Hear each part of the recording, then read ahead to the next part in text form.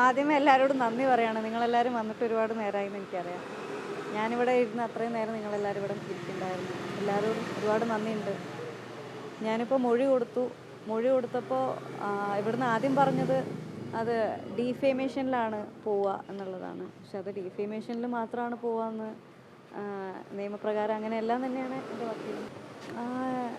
ഞാൻ സാറ്റിസ്ഫൈഡ് ആണോ എന്ന് ചോദിച്ചു കഴിഞ്ഞാൽ നിയമപരമായിട്ടുള്ള എല്ലാ കാര്യങ്ങളും കൃത്യമായിട്ട് അറിയുന്ന ഒരാളല്ല ഞാൻ. പക്ഷേ വിഷമമുള്ള കാര്യം തന്നെയാണ്. കാരണം ഞാൻ ഇതിൻ്റെ മുന്നേ പണ്ടെന്ന് പറഞ്ഞാൽ ഒരു വർഷം മുമ്പ് അമ്മയിലെ ഇലക്ഷൻ നടക്കുന്ന സമയത്ത് അനൂപ് ചന്ദ്രൻ ചേട്ടൻ എനിക്കെതിരെ ഒരു വീഡിയോ വരെ ഇറക്കിയിട്ടുണ്ടായിരുന്നു. ആ സമയത്തും ഞാൻ പരാതി കൊടുക്കാൻ വേണ്ടിയിട്ട് നോർത്ത് പോലീസ് സ്റ്റേഷനിൽ പോയിട്ടുണ്ടായിരുന്നു. അവിടെ പരാതി എടുത്തില്ല. മൊഴിയൊക്കെ എടുത്തായിരുന്നു, പക്ഷെ പരാതി എടുത്തിട്ടില്ലായിരുന്നു. അതുപോലെ ഇൻഫോ പാർക്ക്, ഞാൻ കാക്കനാട് താമസിക്കുന്നതുകൊണ്ട് തന്നെ ഇൻഫോ പാർക്ക് പോലീസ് സ്റ്റേഷനിൽ ഞാൻ പോയി പരാതി പറഞ്ഞു. അന്നും പരാതി എടുത്തില്ല. എൻ്റെ പരാതി ഇരുന്ന് കുറേ നേരം കേൾക്കുകയൊക്കെ ചെയ്തു. പക്ഷേ അനൂപ് ചന്ദ്രൻ ചേട്ടന് ഒരു ഫോൺ കോൾ പോലും ചെയ്ത് അന്വേഷിച്ചിട്ടില്ല, അന്വേഷണം നടത്തിയിട്ടില്ല.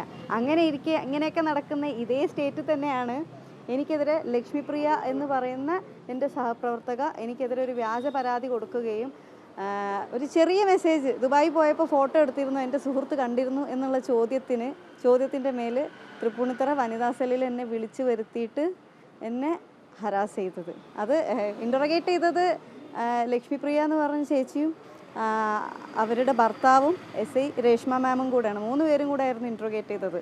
അപ്പോൾ ആ ഒരു ചെറിയ മെസ്സേജിൻ്റെ പുറത്ത് എന്നെ വിളിച്ച് അങ്ങനെ എന്നെ ഇൻ്ററഗേറ്റ് ചെയ്യാൻ പറ്റുന്ന ഒരു സംസ്ഥാനത്തിൽ ഞാനൊരു പരാതിയുമായിട്ട് ഇങ്ങനെ ചെല്ലുമ്പോൾ അത് ഡീഫേമേഷനിലേക്കാണ് പോവുക എന്ന് പറയുന്നതിൽ എത്രത്തോളം ന്യായമുണ്ടെന്ന് എനിക്ക് മനസ്സിലാവണില്ല.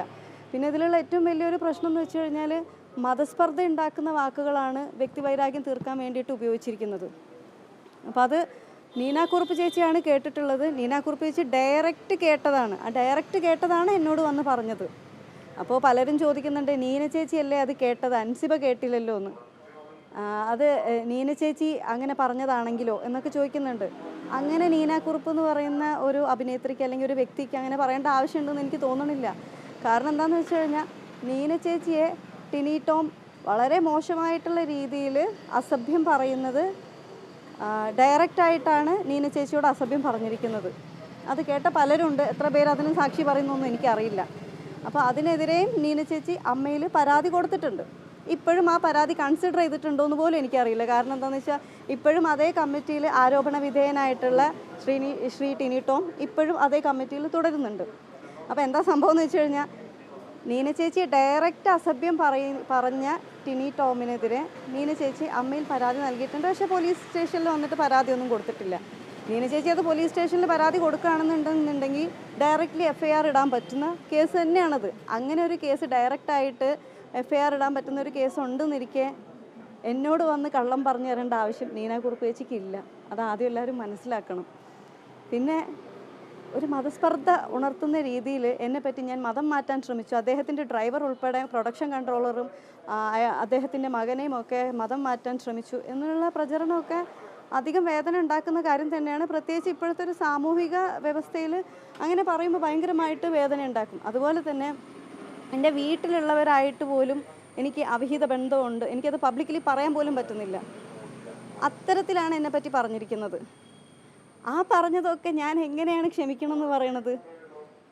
അതെനിക്ക് ഒരിക്കലും ക്ഷമിക്കാൻ പറ്റില്ല. ഞാൻ ഒരിക്കലും ക്ഷമിക്കുകയില്ല, മറക്കുകയില്ല. കാരണം ഒരാളോടും പറയാൻ പറ്റാത്ത കാര്യങ്ങളാണ് അദ്ദേഹം പറഞ്ഞിരിക്കുന്നത്. അത് ഓരോ വ്യക്തിക്കും അവരുടെ കുടുംബത്തിലും ഇങ്ങനെയൊക്കെ സംഭവിക്കുമ്പോഴേ അതിൻ്റെ വേദന അറിയുള്ളൂ. അപ്പോൾ ഞാൻ പറയുന്നത് മനസ്സിലാക്കുന്ന കേരളത്തിലെ ജനങ്ങൾ എൻ്റെ കൂടെ നിൽക്കുന്നുണ്ടെന്നുള്ള ഒറ്റ കാരണം കൊണ്ട് മാത്രമാണ് ഞാൻ ഇത്രയും സ്ട്രെങ്ത്തിൽ ഇപ്പോഴും നിൽക്കുന്നത്.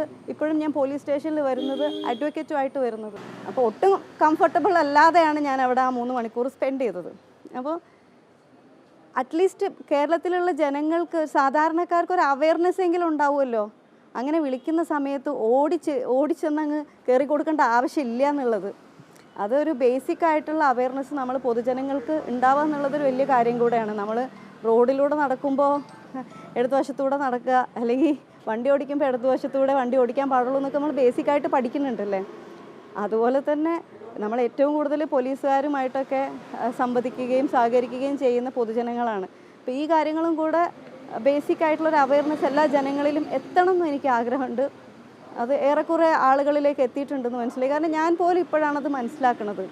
അപ്പം അങ്ങനെയുള്ള ബേസിക് അവയർനെസ് ഇങ്ങനെയുള്ള പൊതുകാര്യങ്ങളിൽ ചെറിയ പ്രായം തൊട്ടേ കുട്ടികൾക്ക് പഠിപ്പിച്ചു കൊടുക്കണമെന്നും കൂടെ എൻ്റെ ഒരു അപേക്ഷയാണ്. എന്തായാലും ഞാനിത് വിഡ്രോ ചെയ്യൊന്നുമില്ല. ഇത് പോലീസ് കേസ് രജിസ്റ്റർ ചെയ്തിട്ടില്ലെങ്കിൽ ഞാൻ കോടതിയിൽ ഉറപ്പായിട്ടും പോവും. ഞാൻ നിയമ പോരാട്ടത്തിലൂടെ തന്നെ ഞാൻ ജയിക്കും എന്ന് എനിക്ക് ഉത്തമ ബോധ്യമുണ്ട്. കാരണം ഞാൻ സത്യത്തിൻ്റെ കൂടെയാണ് നിൽക്കുന്നത്.